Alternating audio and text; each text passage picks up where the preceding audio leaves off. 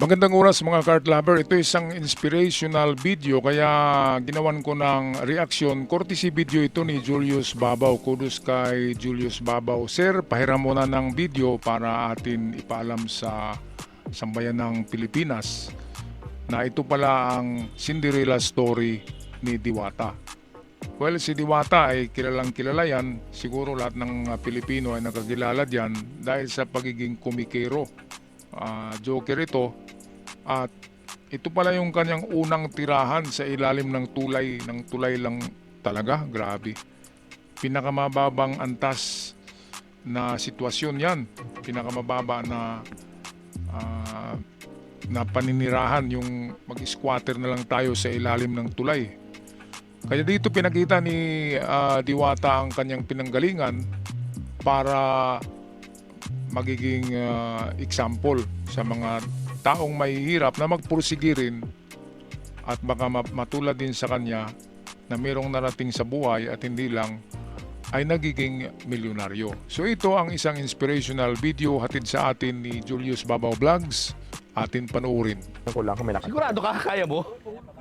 Kaya yan. Puno, dadaan siya sa puno. O, pasugat ka sa kalawang, ha? May kalawang yun, o bakal, o katat. Kaya yan. Oo. Galing.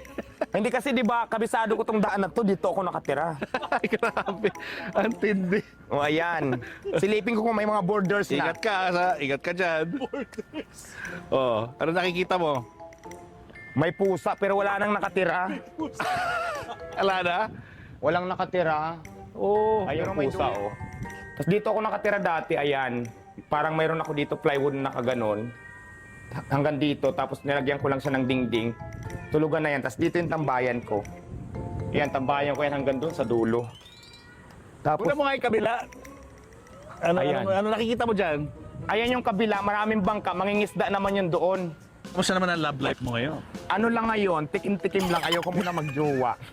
Mas priority ko yung negosyo kasi feeling ko, pagka marami akong pera, maganda ako sa paningin ng mga lalaki. Kaya ang gagawin ko ngayon, magpapayaman muna ako. Pagdating naman sa lalaki, sa sex life, tikim-tikim lang muna. Tikim-tikim. Wala munang seryosong relationship. Kasi ganun din ang ending. yun. Pabili ng iPhone, ganun. Alright, so ito'y isa talagang swerte sa buhay ng isang mahirap na tao. Pero kung ating balikan, bakit nga ba yumaman si Diwata? Well, ito'y nakumpisa sa show ni Vice Ganda. Siya ay nadiskubre ni Vice Ganda at dahil sa nadiskubre na mayroon palang talent ito sa itong pagiging kumikero or itong pagiging stand-up comedian. Kaya kinuha ni Vice Ganda na parang backup sa kanyang mga stand-up comedy sa mga entablado. At di kalaunan ay kumita na rin dahil magaling magpatawa. So ang ibig sabihin ng pagyaman ni Diwata ay nakuha niya ito sa kanyang talento. So ang mga tao na may talento talaga, katulad ni Manny Pacquiao, ang talent niya ay boxing. Diba, meron talagang yumayaman through talent, bigayan ng Diyos. Kaya para sa mga mahirap natin na mga kapatid yan na kagaya ni Diwata noon, i-discover nyo kung ano ang talent nyo. At kapag merong mga audition, katulad yan sa mga TV show na merong mga audition dyan sa mga talent, pwede nyong subukan ang talento nyo. Baka kayo madiscover. Katulad na lamang ni Lamok, diba, yung si Wamos. Napaka diba? Nakakatawa, pero dahil sa kanyang talento ngayon ay sobrang yaman na rin ni Wamos.